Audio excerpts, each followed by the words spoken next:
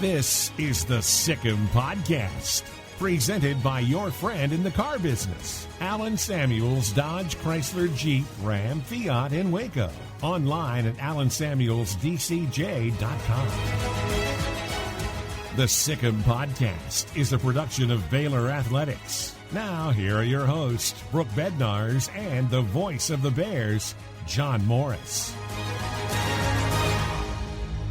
Hi, everybody, and welcome to this week's Sikkim Podcast, a production of Baylor Athletics. We're glad you're with us again this week. John Morris, Brooke Bednarz, and Brooke, let's talk a little more Baylor football as Coach Aranda continues to fill out his staff. He does, and it's super exciting. I know we've gotten to speak with a couple. You got to go one-on-one with the new OC, and now we're here with the Chief of Staff. You want to go ahead and introduce him, John? I'll let you do the honors. Thank you. Dennis Polian is new to Coach Dave Aranda's staff, new to Baylor football, Senior Associate AD and Football Chief of Staff. And isn't it appropriate? We just had the presidential election. Dennis, now we've got the Chief of Staff. Chief of Staff. We're as presidential as it gets. And that's as political as we're going to get. Exactly, also. Yes. Dennis, welcome to you. We appreciate you being here. Thank you, John and Brooke. It's great to be here. I cannot tell everybody how excited I am to be a Baylor Bear. Very good. You tell everybody, how would you describe your position? If somebody says, what do you do? I basically would tell people whatever it is Coach Aranda needs to make his job easier, whatever I can do to support our players and our coaches in making their path, their goals, and their daily life a success here, part of the program.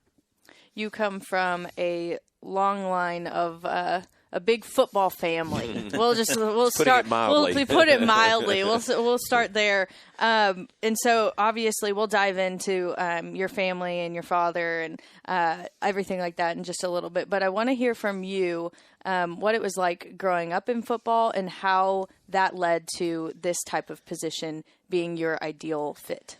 As a young boy, it was just fun, but I took it for granted.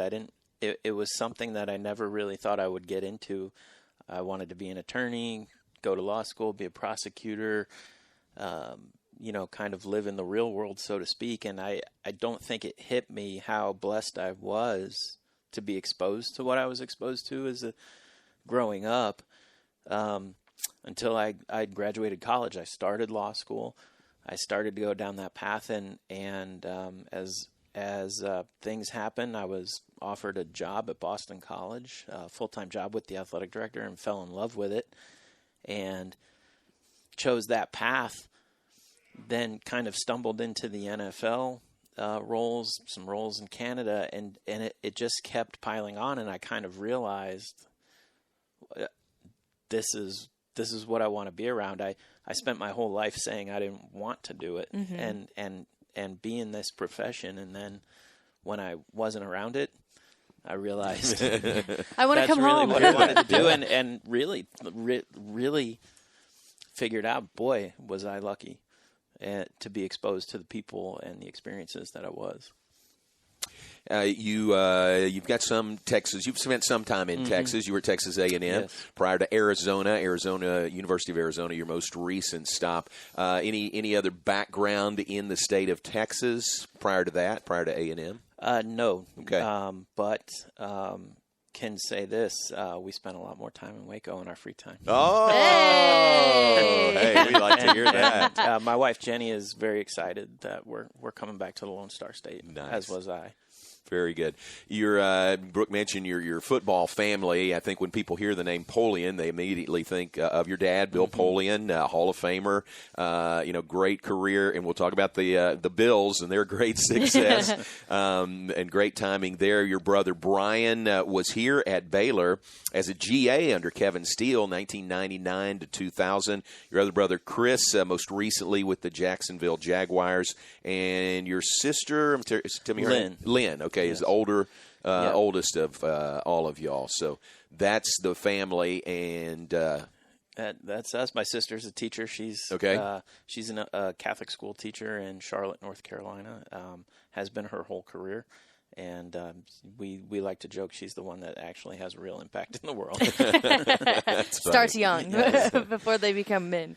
But your dad, I mean, what a name, what an impact, on football and professional football, and that's what, as you were talking about, it's what you grew up in. Yes, one of the things I learned most from him, and really Marv Levy and Tony Dungy, very similar approaches and styles to my father, was what they did wasn't their identity. And one of the things that I always fall back on with him was, even when we would have those mentorship conversations about how to go about your business, how to do your job, and what work ethic means, and commitment and integrity, was that he was always a father first. So it was really growing up, he's just dad.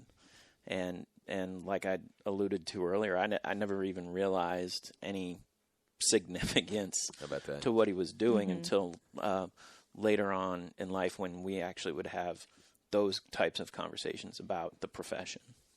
What would you say those conversations were like when you first started to kind of lean into the world of athletics after originally going down like the attorney law school path? His question and my mother was crying, and his question was why. That's funny. We thought we would have one in the real world. The real world. That's pretty good. We mentioned the Bills, and your dad very closely associated with the Bills and the Indianapolis Colts, but you got to be excited about the season the Bills are having. Oh, couldn't be more excited. There's so many good people in that organization. I worked directly for Leslie Frazier in Minnesota, and he's a close friend and mentor, and what he and Sean have done defensively there, I'm so proud of. And as somebody who grew up in the community, we lived there for 10 or 11 years, and I was in elementary school and high school, so that's where I really grew up.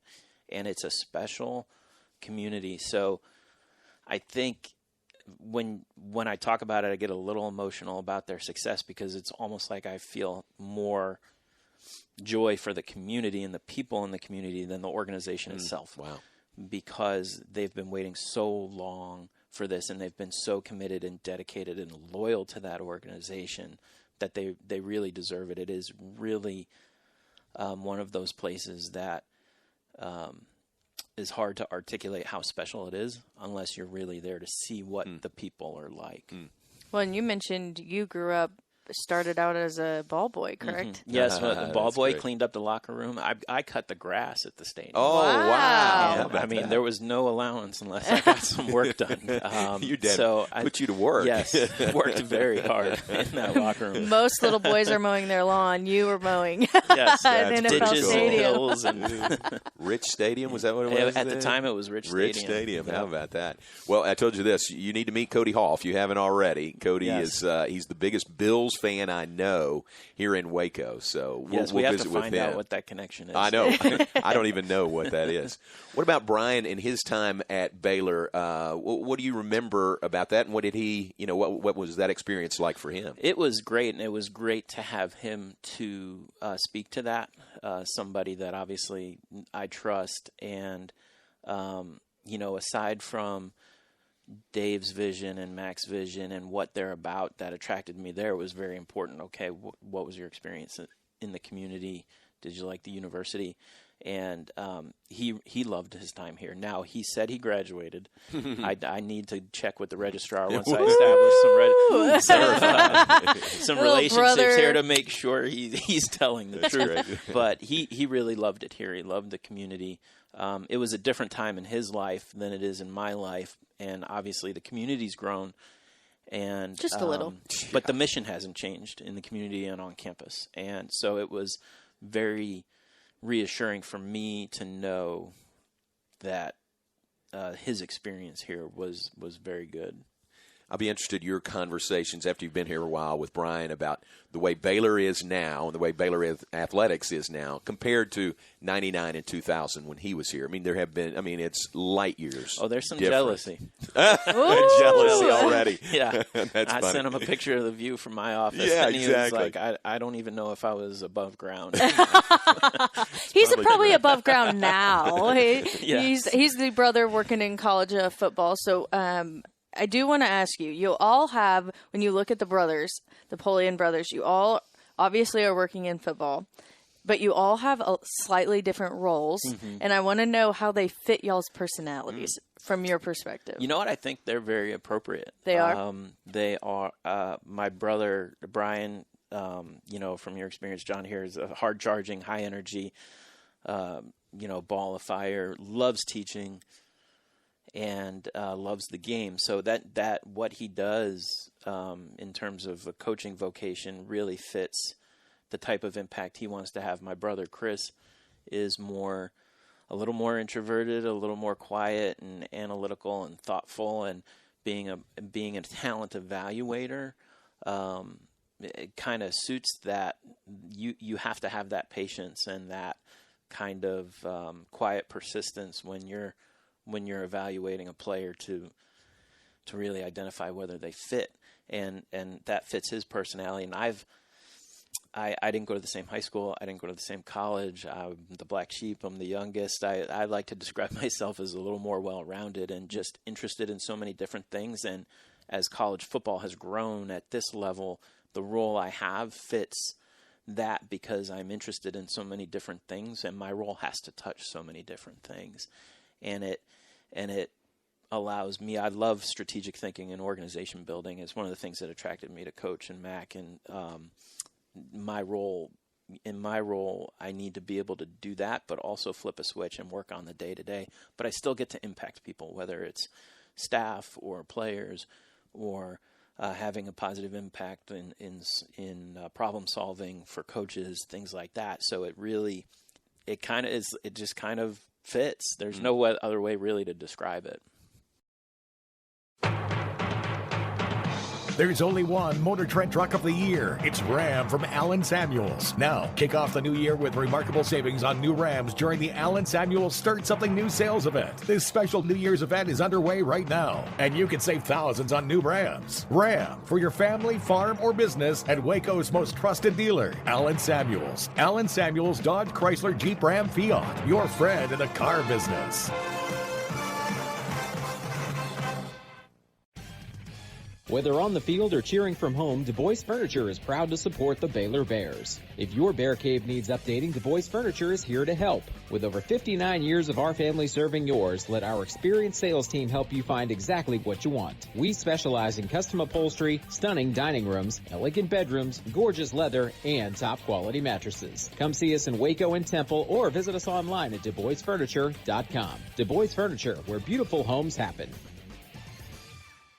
Now, back to the Sikkim Podcast, presented by your friend in the car business, Allen Samuels, Dodge, Chrysler, Jeep, Ram, Fiat. You're listening to the Sikkim Podcast. I'm Brooke Bednarz alongside John Morris, and today we have the pleasure of visiting with Dennis Polian, the new football chief of staff, as well as the senior associate AD for Baylor Football. And you kind of touched on it just now, what attracted you to Baylor and specifically the type of role that you're in. But I want to hear a little bit about kind of the conversations that led to you coming to Baylor and what you had first heard of if you'd even crossed paths with head coach Dave Aranda in your past. I've actually not crossed paths with Coach Aranda before, so this was like a cold opening for us.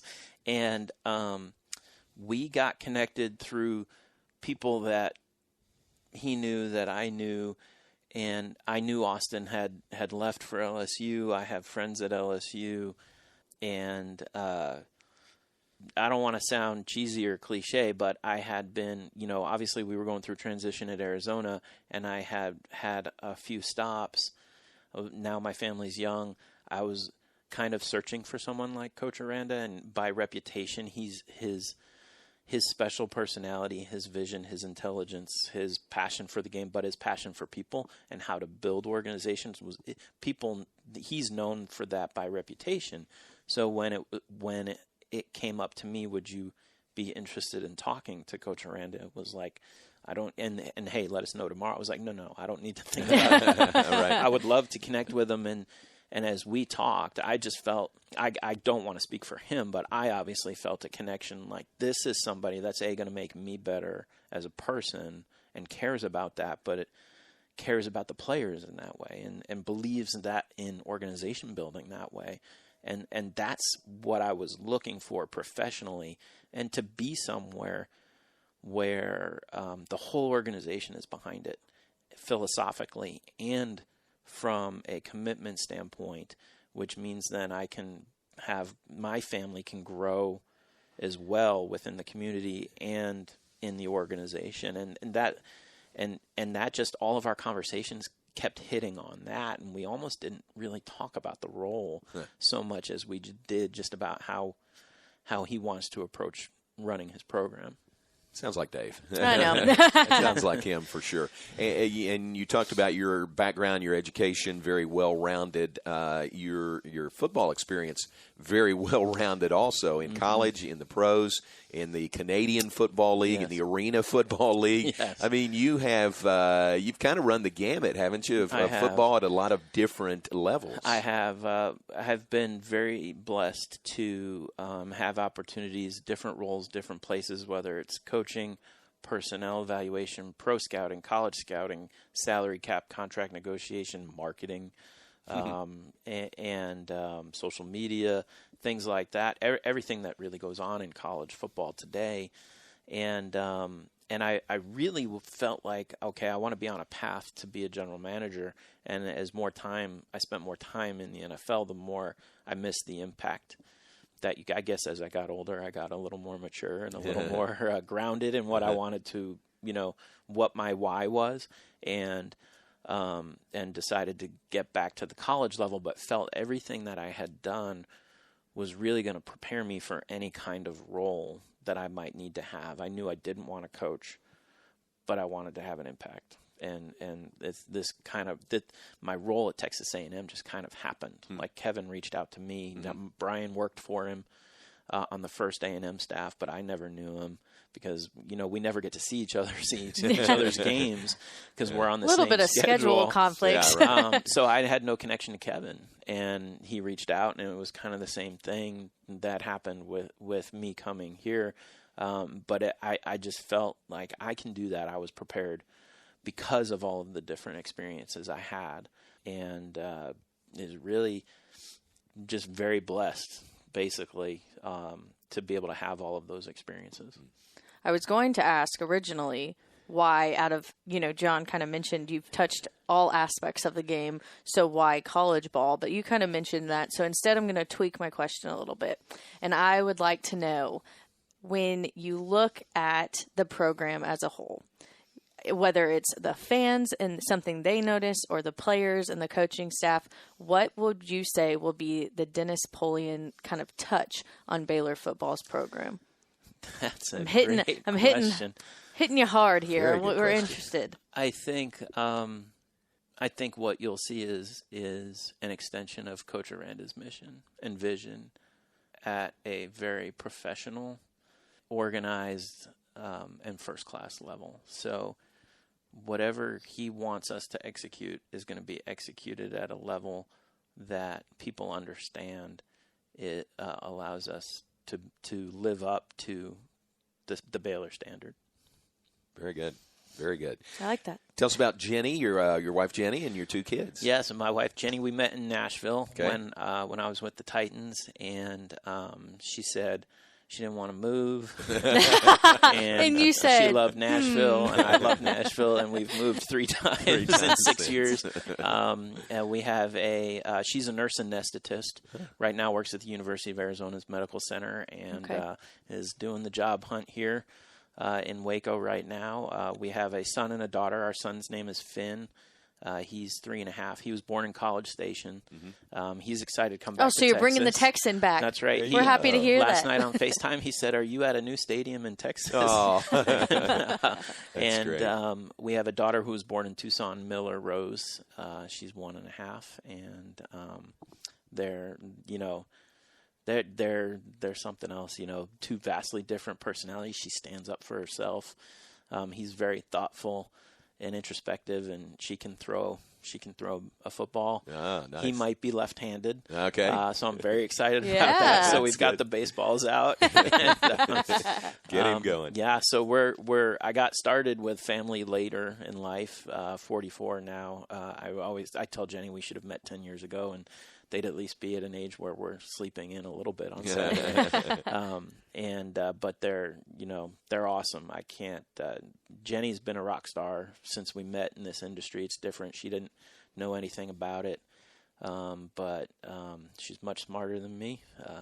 Also does more good in the world than me. So I'm very, very fortunate there. There'll be some good healthcare options for her here if she wants to continue my to work gosh. here. Good little hub I here. think she applied for a job last night. Yeah. And got an email this morning. Oh, wow. wow. That is great. Yeah, That is great.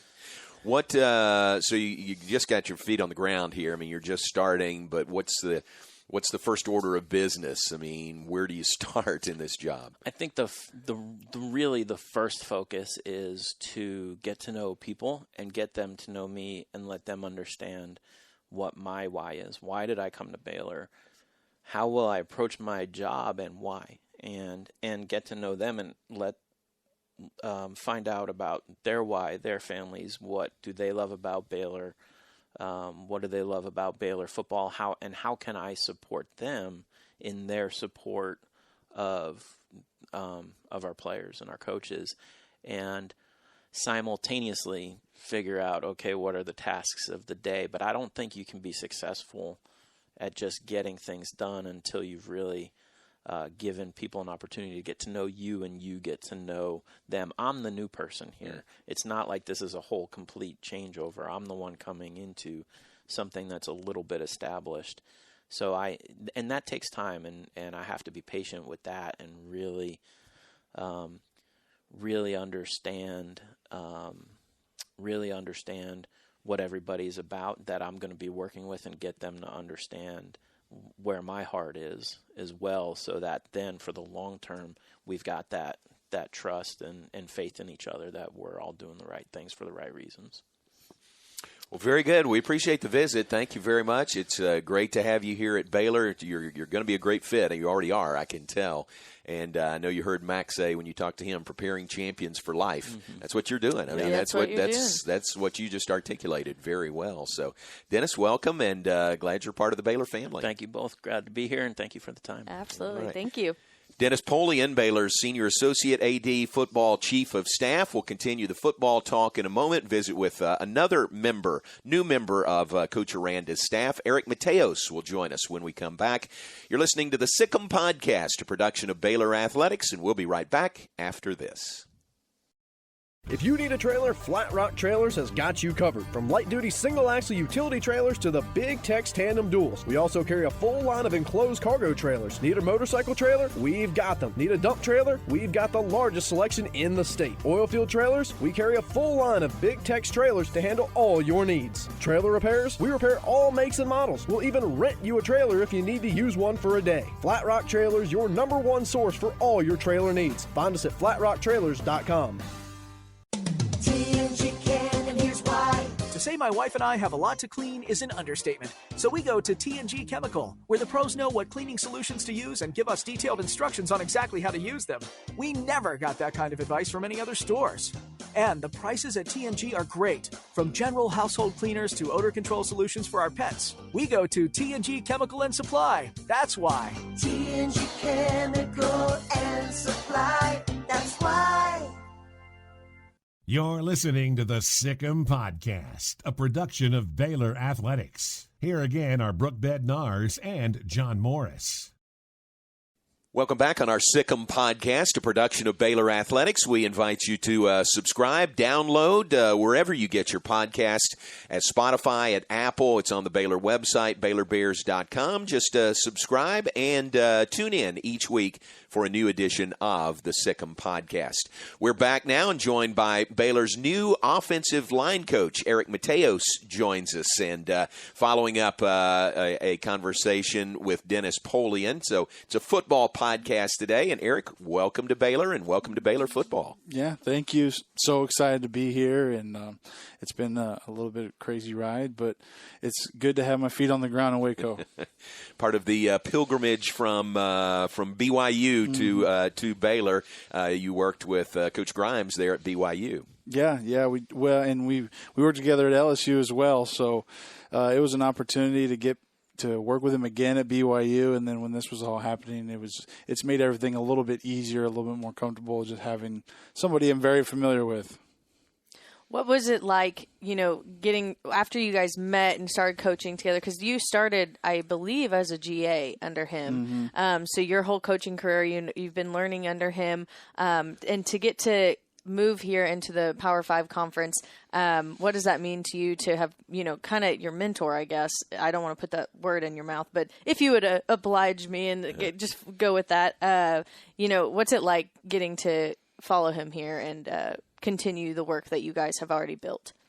Well, he's been a huge part of my career. I would say that so I was actually, before I GA'd for him at LSU, I GA'd for a guy named Sam Pittman at the University of Arkansas, who's now the head coach. But at the time, he was the offensive line coach. So I really credit both those guys with really developing my idea of Division I football. Because for me, I wasn't a Division I player. So going into coaching, I really didn't know anything about Division I football. It's so drastically different than what I played. And so those guys have really brought me along. I've had other mentors earlier when I was even younger that kind of made me want to coach. But these guys really brought me into Division I. And so having the opportunity to go work with Jeff when he went to BYU was huge. And then just being here, I think it's just a level of comfort and to grow together, For me, being at BYU, and I was growing as an O-line coach in that position. I'm still rather young, and he was growing as a coordinator, and we've kind of done this together now. And so to have a new opportunity, a new challenge together it's really special and something I don't take for granted. We talked about this with Coach Grimes a couple of weeks ago, but he has a background as an offensive line coach. How does that affect him as a coordinator? How does it affect you, your coordinator, Coach Grimes, having been a former offensive line coach? Now you're the offensive line coach. I value it. Some people might say, it's how difficult that must be. But if I'm able to walk 10 feet and bring an idea to one of the best O-line coaches in the country that I have, that's a valuable resource for me. And so even when we were at BYU together, it was funny when we worked together at LSU, I was the GA. He'd give me the things he wanted me to do during practice, where we'd split up the line. I had the guards or the tackles or the left side or the right side, vice versa. And he would just kind of say, hey, this is what I want you to work on today. Here's what we're going to do during our individual time. And then when we were at BYU, it was kind of the opposite, and which made it really fun because he did not coach a position at BYU. Right. And so I'd go up to him and we'd have 25 minutes of O-line individual. Oh, of course I'm going to use one of the best O-line coaches in the country. Come on over here. Yeah, absolutely. I say, hey, can you do this with the tackles, or can you do this with the centers? And of course. And so having that as your offensive coordinator, it's a huge help because number one, he sees the game through those eyes. Mm-hmm. And just to be quite blunt with you, some coordinators don't see the game through the eyes of the offensive line. It might be because they've never coached it. Maybe it's because they don't understand it that well. I don't know. But when you have a coordinator that does see the game that way, it makes your job easier because you don't have to say, well, we can't do that. They know that we can't do that. And that's certainly been a huge help. Erik, you went to school at Southwest Baptist, and I'm sorry I don't know. Good Baptist school. The Juggernaut, yeah. Where is that? Where's it located? That's in Bolivar, Missouri.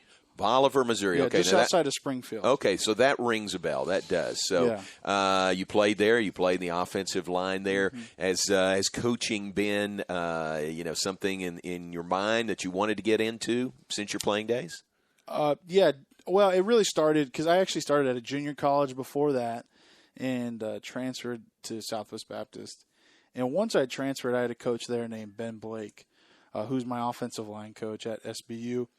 And he really gave me the first taste of somebody that was constantly expanding my knowledge. He would go to offensive line clinics, and he would bring me back new information and new techniques. And he'd be like, hey, I learned this at this clinic. You want to try this on your back blocks or just stuff like that. And I'd be like, man, there's so much out there that I don't know. And that's really when I started becoming intrigued with being a college coach.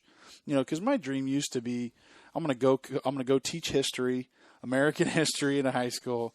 I'm going to coach high school football. I'm going to wear sweatpants to work. and that was the dream. And then when I transferred and played for Coach Blake, it really made me excited at the possibilities of being a college coach. Well, you're now in Baylor green. You're rocking the green and gold. I know people can't see, but we'll tell them anyway. Rocking the green and the gold. Came from Provo, BYU with Coach Grimes.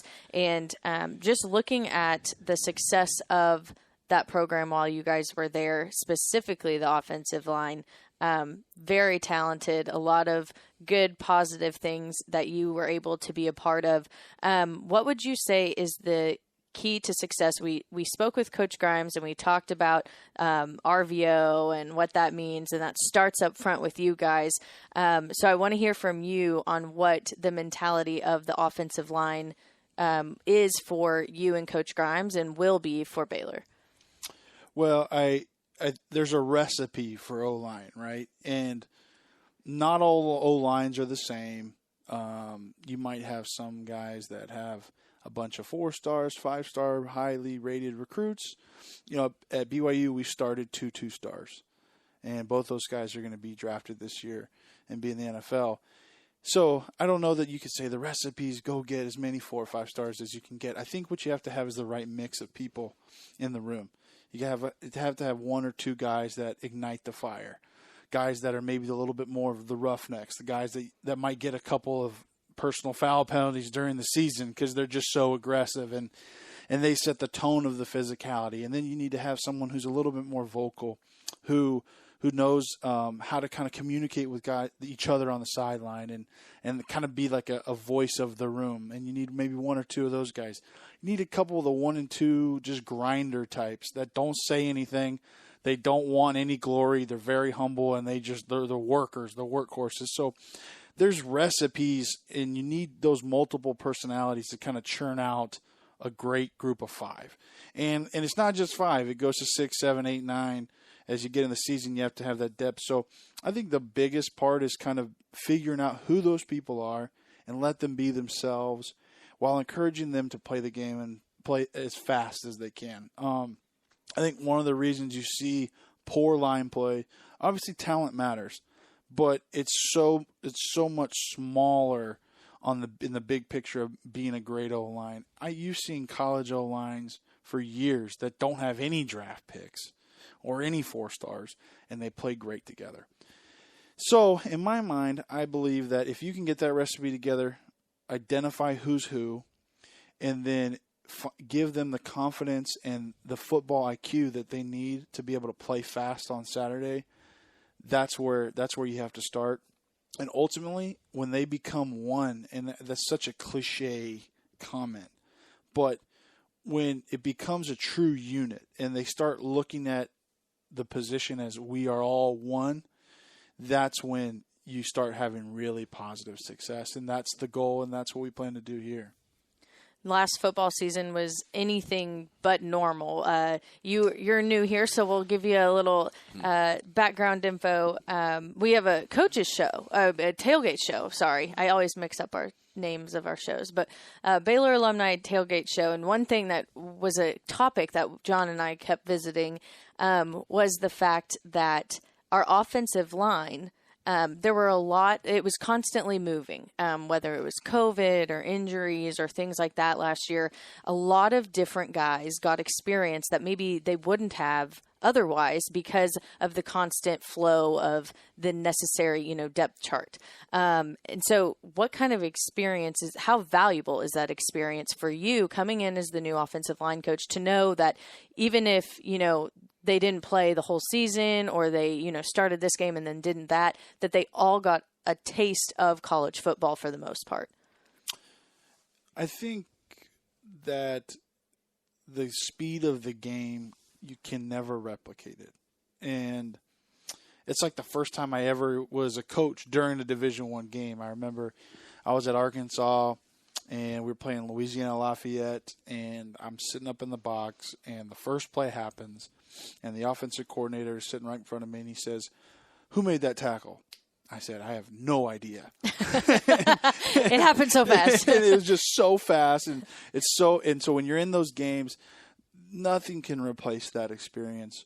Now, I think people give it too much credit, honestly, though, because I think there's always this every offseason, this guy's returning 3 starts. This guy played X amount of plays. We have X amount of returning starters. None of that matters, in my opinion. Every offseason with the O-line, it's a reset button. Who's going to develop? Who's going to have the best offseason? Going into this past season at BYU, for example, our starting left guard ended up being a guy that nobody was talking about. All off season, people were talking about all these other guys, and our starter when we came out of training camp was a guy that nobody was talking about, and that's how it tends to be. And so it does matter to feel the speed of the game, but ultimately when you define the performance and the standard of performance that you're looking for, I think it's a little bit overrated also, as far as just like, this guy played some snaps, so he should be good. Not the case. It's the months between that last game and training camp that really matter.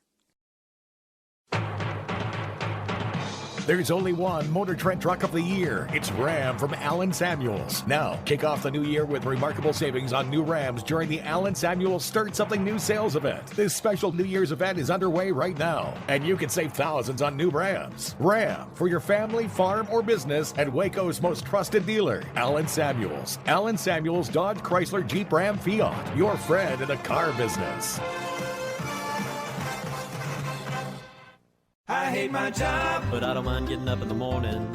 I dread each day, but I can't wait to get out of bed. You ask me why, and what I'll say to you is true. Well, you can get breakfast tacos at Rudy's Barbecue. Scrambled eggs and brisket, they ain't fooling around. Salsa drap, son, they're the best in town. Barbecue for breakfast, yes, it's true. Put a smile on your morning at Rudy's Barbecue. Next in line. This is the Sick'em Podcast, presented by your friend in the car business, Allen Samuels Dodge, Chrysler, Jeep, Ram, Fiat in Waco. Online at allensamuelsdcj.com. Continuing on this week's Sick'em Podcast, visiting with Erik Mateos, Baylor's new offensive line coach on Dave Aranda's staff. And this is, last couple of weeks, been kind of a whirlwind for you, haven't they? Yeah. Yes. to put it put it lightly. Yeah, exactly. Let's start with new job, yes, and getting married on January 9th. Congrats. Congratulations. Thank you. Getting married. Trying to figure out, because we were already trying to work on consolidating our houses, right? So, it's just been Why one not thing. Just pack them up and take it somewhere else? Yeah, so we figured that, this is good timing. That we don't even have to move. Yeah. We just throw them both on the truck and get moving. No, it's been great. Trying to just stay focused on each task at hand, trying to be focused on giving my wife the best wedding she could possibly have, trying to be focused on giving my family the best wedding they could have, trying to be focused on having a COVID-friendly wedding, which was stressful enough as it is, and then throw this job opportunity into wedding week, and it's been great, but I've just tried to stay focused and enjoy it because I know these are great moments and these are great memories, so I'm just trying to really soak it in. Well, tell us a little bit about her name, what she does, and then she's already gotten to experience the life of a coach's wife. Right away. Even before the wedding. You told us you guys had to move the date. Yeah. So, well, it started, we originally were planning on getting married December 12th. Then, of course, with our schedule, we were independent at BYU. So at one point when all the conferences decided that they're going conference only, we only had one game on the schedule at one point in August. And so as a team, you're like, well, who are we playing? So we were constantly adding games and figuring out new opponents and changing dates. So we actually had our wedding set for December 12th. We added a game in that weekend, which is typically a dead weekend for college football. Usually it's just Army-Navy playing that weekend. And they added a game, and so we had to move it anyways. And you add this, but her name's Jillian. She works for a company called doTERRA in Utah. It's essential oils and health products, and she does corporate events for them. And so she's been doing that for several years. She's done it. She's worked in athletics in the past, and yeah, we met up there. She's originally from Albuquerque, New Mexico. So I told her, okay, so she's been around mountains her whole life essentially. I said, well, I'm going to show you. How about a river? How about a river and some hill country? Yeah, exactly. So we're just super excited to get out here together. And she's got family and her aunt and uncle in Dallas and her cousins. Oh, good. And we have some of my best friends in the whole world live in Austin and Houston. So we're going to be around some people that are going to give us some love. And so we're excited about that. That Good. helps. Happy to hear it. Well, congratulations. 2 weeks and counting. Yes. There's a honeymoon squeezed in there. We're good. Yeah, well, it was really funny, too, because we were introducing ourselves to the players the other day, all the new staff members. And we were introducing ourselves to the full team meeting in the indoor. And, the guys are going up there. I've been married 14 years. Grimes has been married. I've been married 28 years. Yeah. And I get up there and say, hey, I'm Erik Mateos. I've been married to my wife, Jillian, for 10 days. And it's going very well. So far, so good. So far, we are enjoying it. So everything's been great, though. It's been a lot of fun. We're excited. And as Brooke said, you did get a honeymoon in there. Yeah, we did. I was actually originally born in Miami, Florida. Okay. And so we were looking at Hawaii, and then you needed 2 COVID tests. All the COVID tests. We were looking. So then I was like, well, let's go to Mexico. And she's like, I'm not crossing the border right now. And then so I said, you know what, let's just go to Miami Beach, where I'm originally from, and I'm familiar with it. So we did that for a couple of days and spent some days in the Keys and had a great time. A beach is a beach. It's all water and sand. Nice. Yeah, very nice. Yes, ma'am. Well, congratulations. And so you've met the players, or they've met you, and much interaction yet with your guys with the offensive line? A little bit, yeah. It started as soon as we signed the paperwork. I called every single guy on the O-line here and touched base and just kind of gave them, because they had a long week. I mean, that was long for them to have what went down that week. And so I just wanted them to be able to go into that weekend and be able to exhale and say, okay, here's my coach. Here's what it's going to be like, at least so they could just kind of, that's over. Right? Good. Now we got that. So I wanted to touch base with them then. And then now that we're here, we're going to be able to start meeting today. I'm going to meet with each one individually and really kind of figure them out and get around them and learn their personalities and try to figure out their heart. And that's a process that takes time, because they got to figure out me too. And they don't know me, and when you spend so much time in the O-line, you're developing the relationships that you need to have player-coach. In the O-line room, you have to have the trust with your coach. There's that moment in the fourth quarter. It's loud. You're looking at each other.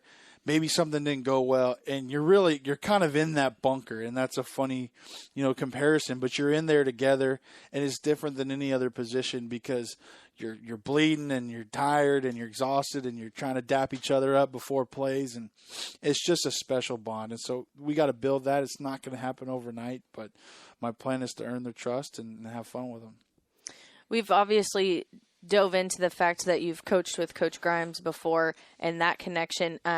But I want to hear your thoughts. You've had the opportunity to meet head coach Dave Aranda and working in his program now for about as long as you've been married. What about Coach Aranda made it attractive for you to want to be a part of this Baylor program? I would say it goes back to my memories as a GA when he was hired as defensive coordinator at LSU. And he would grab me. I'd be walking up and down the hallway. He'd be in his office. He'd be watching a Chicago Bears 3rd and long blitz cut up. He's just studying football. Yeah. And he'd, grab me. What do you think about this? How do you protect this? Or he'd draw something on the board. What do you think about this 3rd down pressure? And the detail and just his care factor and the details of what we were doing in my room, in my position, or just in my opinion. The fact that he cared to grab a graduate assistant and ask me how I might block this, that told me that he cared about details. And as a coach, you want to work for someone who cares about details, who cares about the little things, and is constantly trying to improve. You don't want to really work for someone who's just kind of in a groove or they're not really trying to get better. And I could tell you Coach Aranda is constantly trying to get better. There was a moment in, I think, 2019 when I was at BYU where he called me on a Friday and asked me, he was at LSU, he calls me on a Friday, he asked me how I would block counter versus a certain defense that he was going to run the next day against an opponent. I mean, I'm just like, wow. This is so random. We're both in the middle of a season. He calls me, how would you block counter versus this defense? I'm like, so that's details. And that as a coach, you want to work for people that care that much.